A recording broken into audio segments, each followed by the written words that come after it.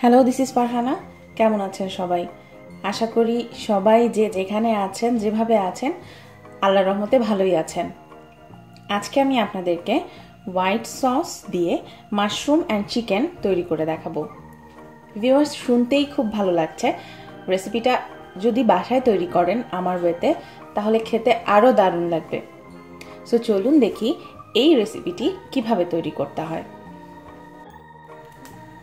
Chicken mushroom দিয়ে কিভাবে white sauce তৈরি করতে হয় আজকে আমি আপনাদেরকে করে দেখাবো।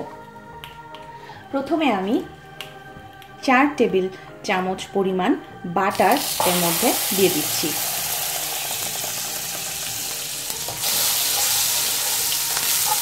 বাটারটাকে মেল্ট করতে হবে। বাটারটা মেল্ট হয়ে গেছে।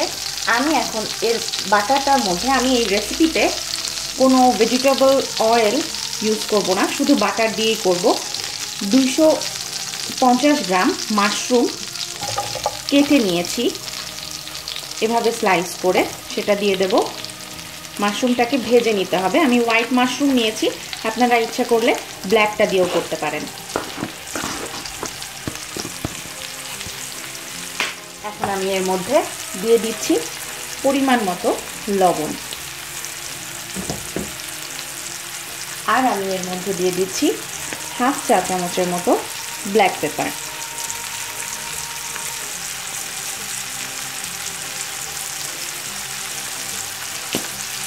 এখন এটাকে জাস্ট একটু সটে করে নিতে হবে।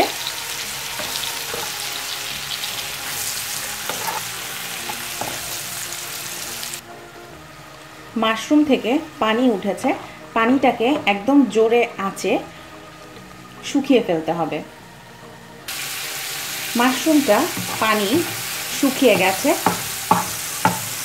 এখন আমি এর মধ্যে দিয়ে দেব 2 টেবিল চামচের মতো রসুন কুচি। আপনারা ইচ্ছা করলে আলাদা আলাদাভাবেও এটাকে করতে পারেন, বাট আমি একসাথে করে নিচ্ছি। প্লাস এর মধ্যে রসুনটার সাথেই আমি দিয়ে দিচ্ছি 2 কাপ পরিমাণে মুরগির বুকের মাংস, লম্বা লম্বা করে কেটে রেখেছিলাম, সেটা দিয়ে দিব।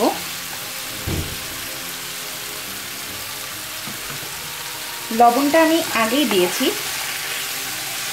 এখন আমি লবণ বেশি দেব না, কারণ আমার সস যে বানানো আছে, আপনারা আরেকটা ক্লিপসে গেলে দেখতে পারবেন আমি কিভাবে হোয়াইট সসটা তৈরি করেছি। ঠিক সেইভাবে করে তৈরি করবেন বাসায়। আর লবণটা আমি তখন ঠিক সেইভাবে দেব যদি আমার প্রয়োজন হয়, তা না হলে লবণ বেশি হয়ে যাওয়ার সম্ভাবনা থাকে। তা এখন মুরগির বুকের মাংসটাকে ভেজে নেব।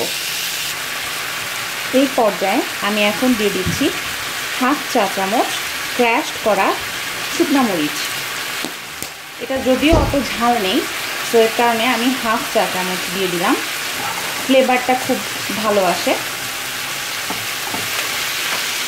তো মুরগির থেকে পানি ওঠে নর্মালি, দেখতে পাচ্ছেন একটু একটু পানিটা একদম শুকিয়ে ফেলতে হবে, আর মাংসটাকে খুব ভালো মতো ভেজে নিতে হবে। তো ভিউয়ার্স, দেখতে পাচ্ছেন এখন একদম ভাজা ভাজা হয়ে গেছে, পানিও শুকিয়ে গেছে এবং মাশরুম চিকেনের গায়েও কিন্তু একটু ব্রাউন কালার হতে শুরু করেছে। এই পর্যায়ে এখন আমি এটাকে চুলা থেকে নামিয়ে ফেলব। এখন ভিউয়ার্স, আমি আগে থেকেই এই হোয়াইট সসটা তৈরি করে রেখেছিলাম। এর মধ্যে আমি এখন চিকেন এবং মাশরুমটা দিয়ে দেব। দেখতেই মনে হচ্ছে খুব ডিলিশিয়াস। আপনারা অবশ্যই বাসায় তৈরি করে খাবেন। কেমন হলো অবশ্যই কিন্তু কমেন্টসের ব্যবস্থা রয়েছে, কমেন্টস করে আমাকে জানাবেন। সো এখন জাস্ট খালি এটা একটু নেড়ে চুলায় 2 থেকে 3 মিনিটের মতো চুলায় রাখবো। বেশিক্ষণ আমি রাখবো না, কারণ সসটা আমি চাচ্ছি যেরকম ঠিক এই রকম টাইপেরই থাকতে। বেশি ঘন হয়ে গেলে তখন আবার ঠান্ডা হলে আরও ঘন হয়ে যাবে, তখন আঠালো একটা ভাব চলে আসবে। সো আমি চাচ্ছি ঠিক এরকমই পাতলা রাখতে।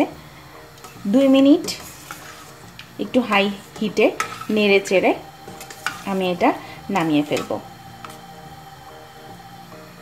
তো ভিউয়ার্স, আমি এখানে নর্মাল পাস্তা তৈরি করে রেখেছি।